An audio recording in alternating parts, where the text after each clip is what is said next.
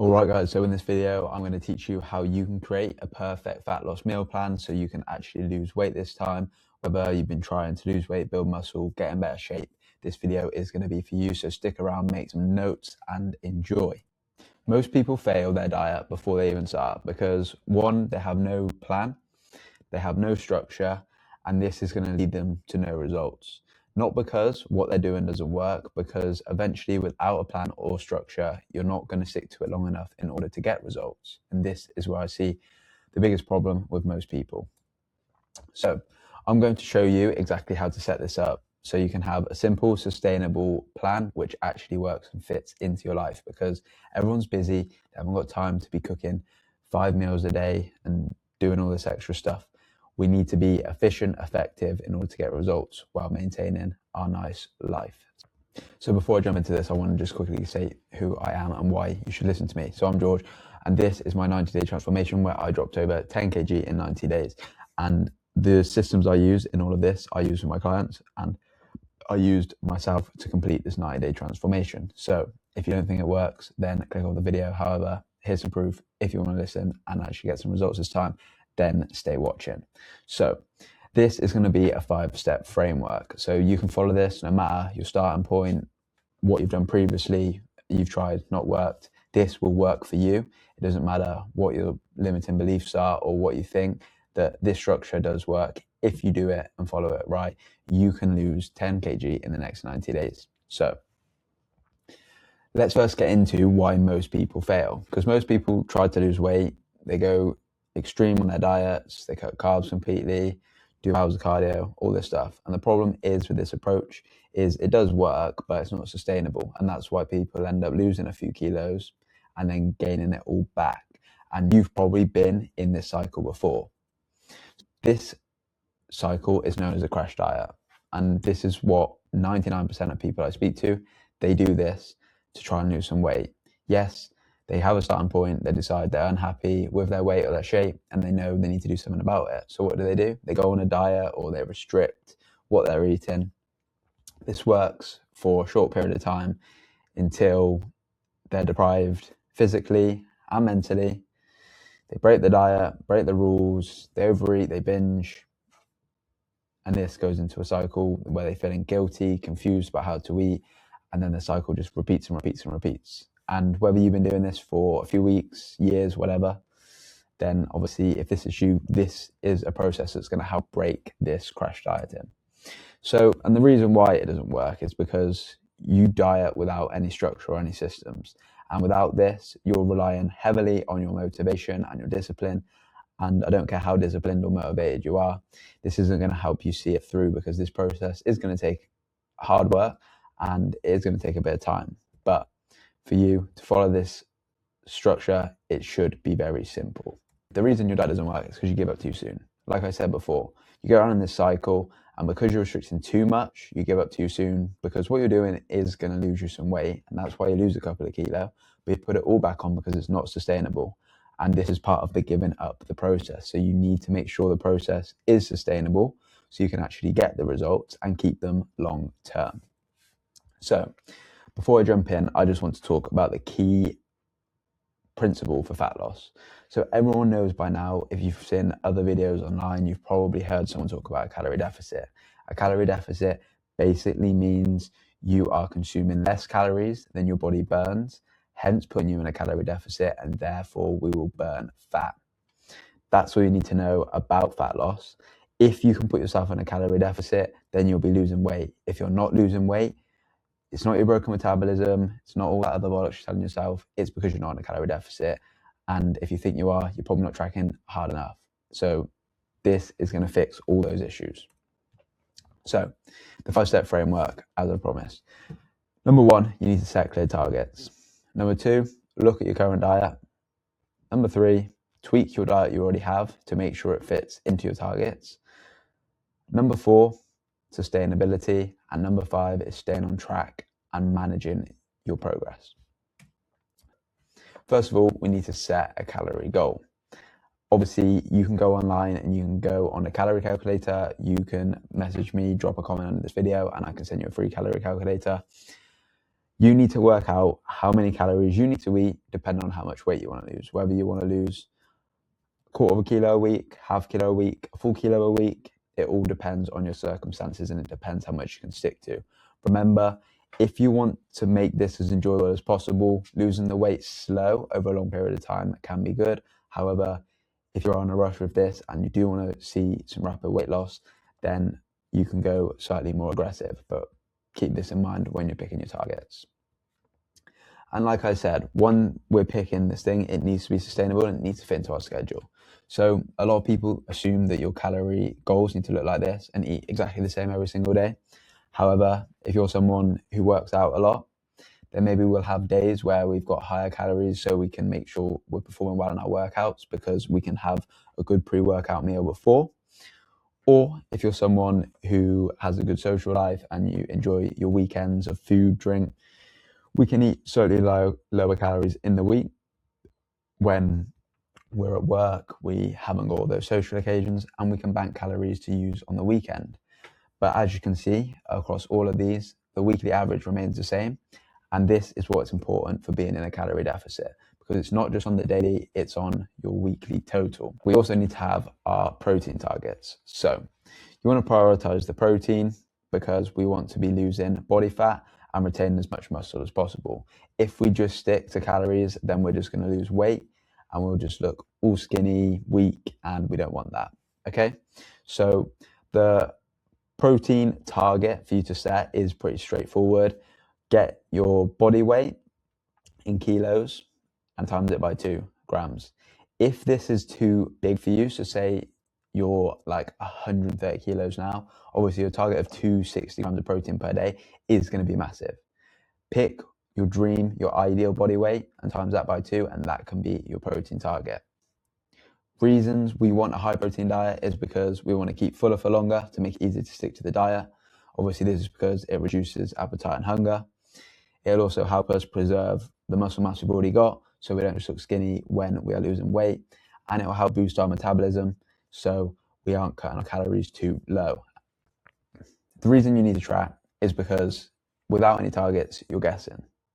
And the problem with guessing is people think they're eating a lot less calories than they actually are because they're unaware how many calories are in certain foods. They don't track all the things in their head like they say they are. So like foods you're cooking with butter, oil, you're not actually adding that in and you think you're eating nice and healthy when you're actually eating a lot more calories than you think.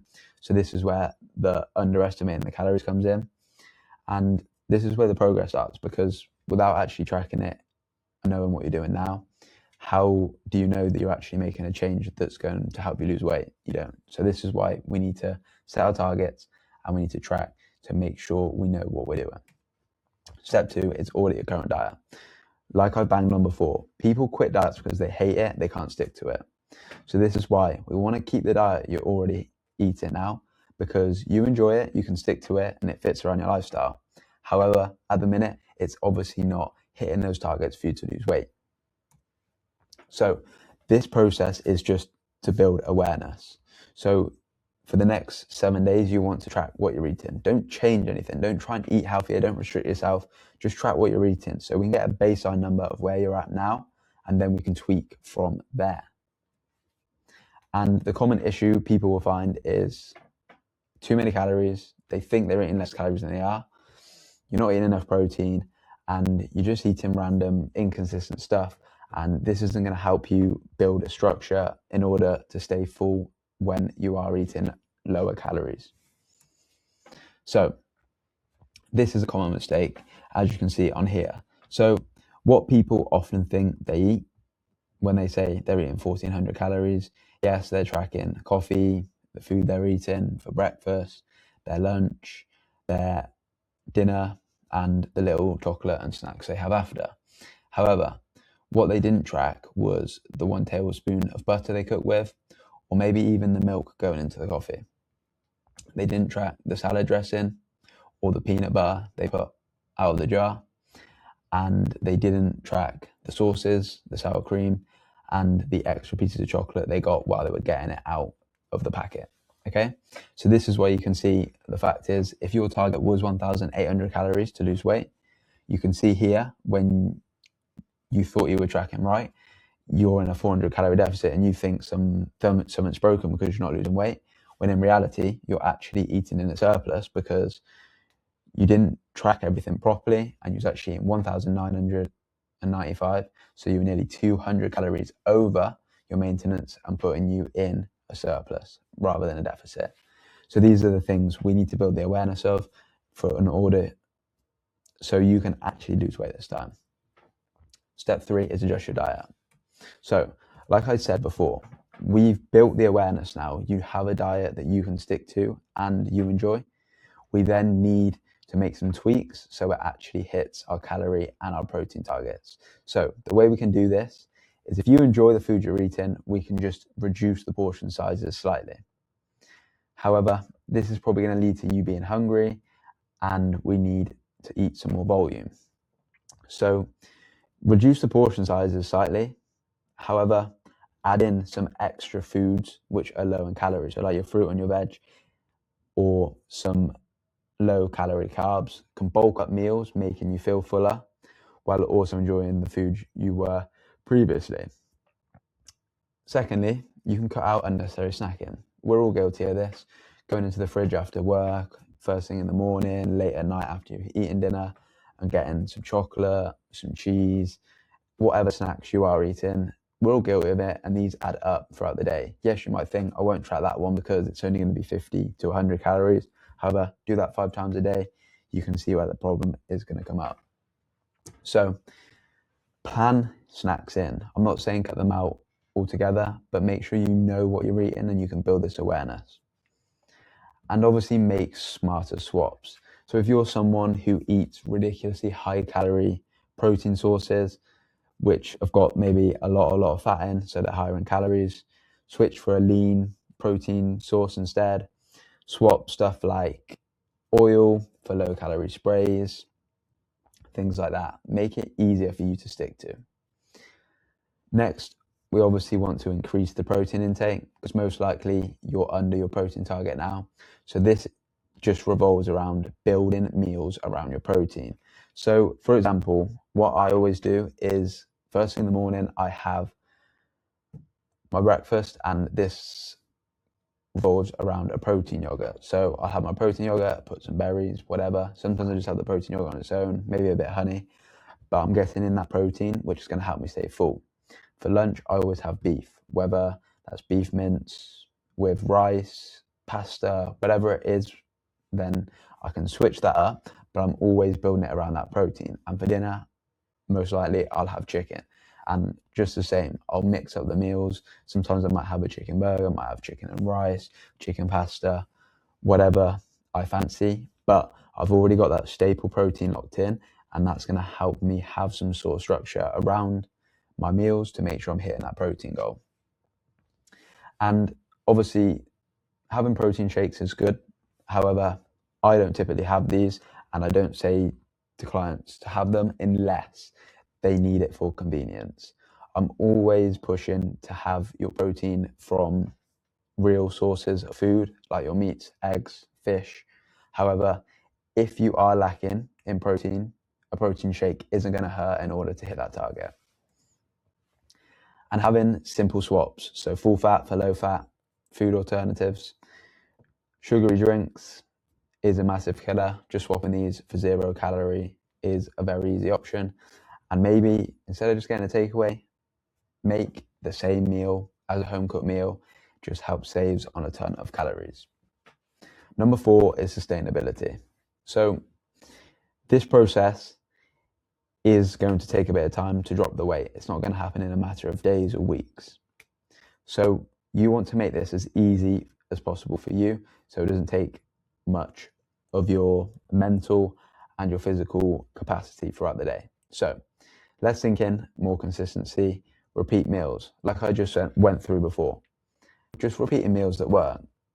I'm a little bit weird in the sense I can eat the same meals all week and then maybe on a Saturday, Sunday, have slightly different variations and then get back to it in the week.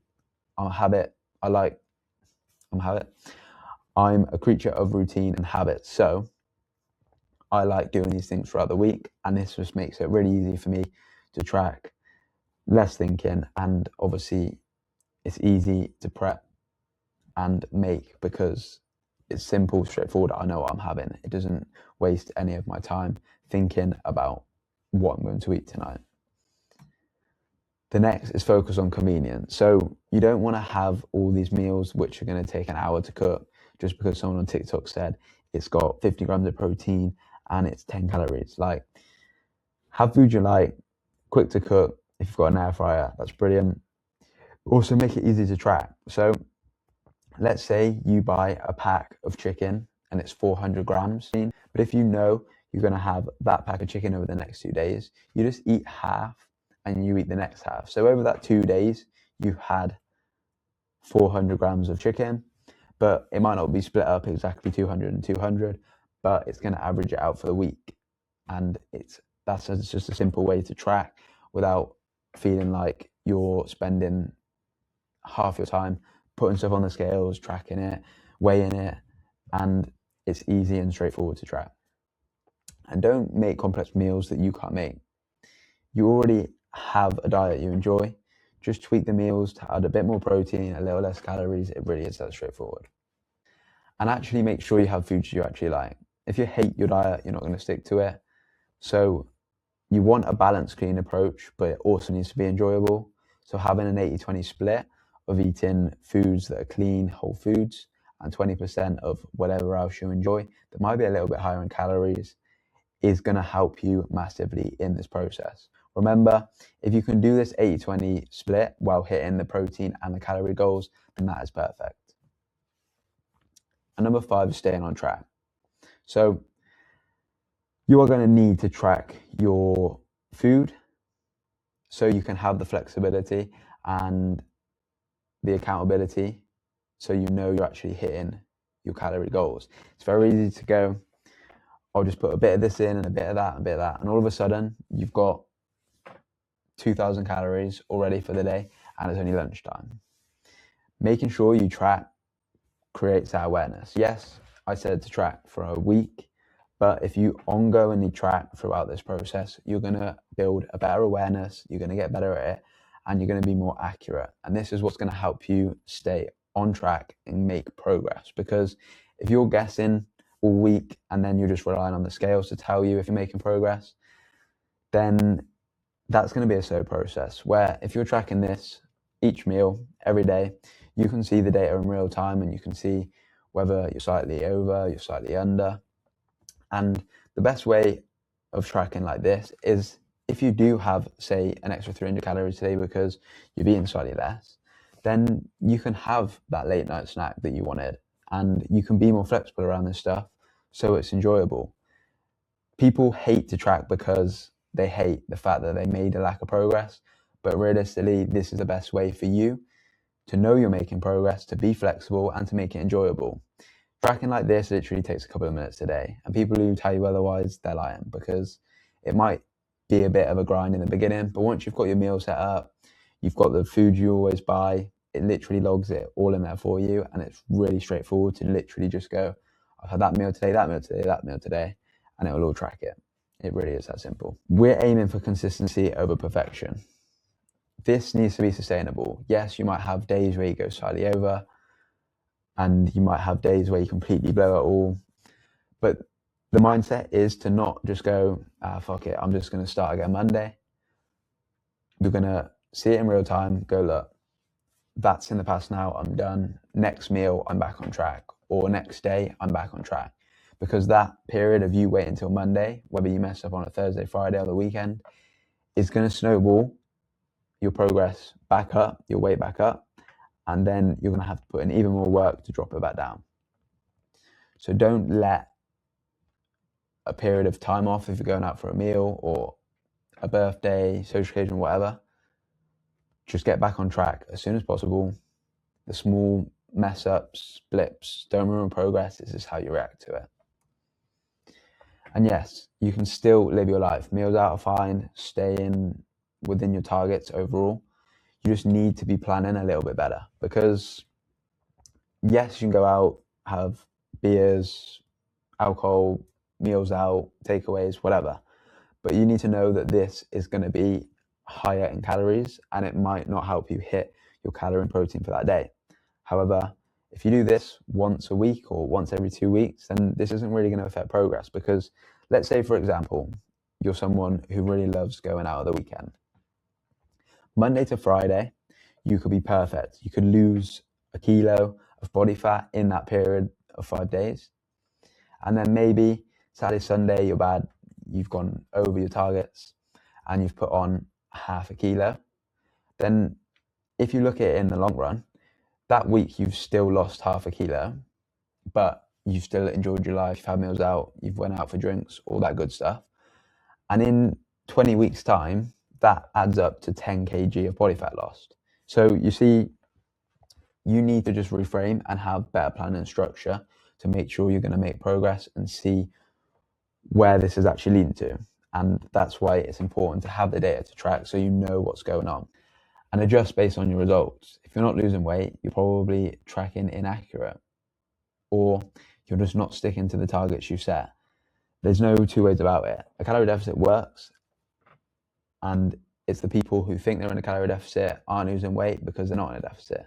And if you're losing it too fast because you're going too aggressive, you're probably tracking inaccurate, or you're just going too aggressive and you don't need to.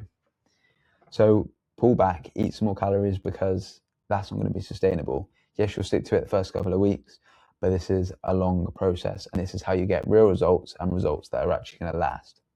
Right, so to recap the 5-step framework, first of all, we're going to need to set our calorie and your protein targets. Once we're clear on these, then you need to make sure they're accurate and you know exactly what you need to do in order to lose that weight. A reminder that your calorie and your protein targets are going to need to be adjusted as you lose weight.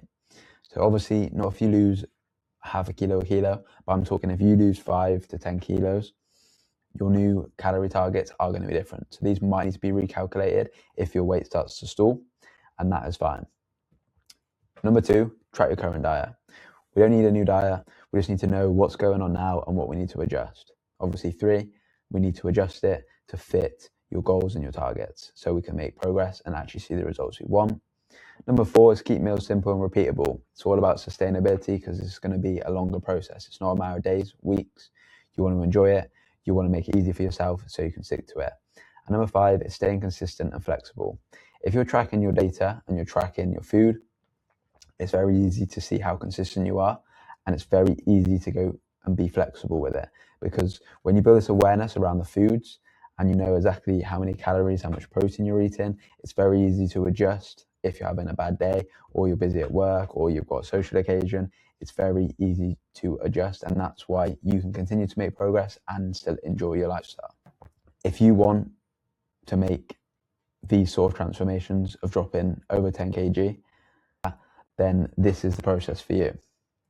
And if you've tried these things before, maybe you're still confused what's going on and you just need someone to actually build your plan with your calories, your meals, your training, and actually give you that accountability and that kick up the ass you need because you know you can't stick to it, then all the links are below this video where you can go and apply for my one-to-one coaching, where I use all these methods inside there and obviously give you the full accountability you need in order to get results. So if you're interested, all that stuff is down in the description, along with loads of free other helpful tools like the calorie calculator, like I mentioned in this video.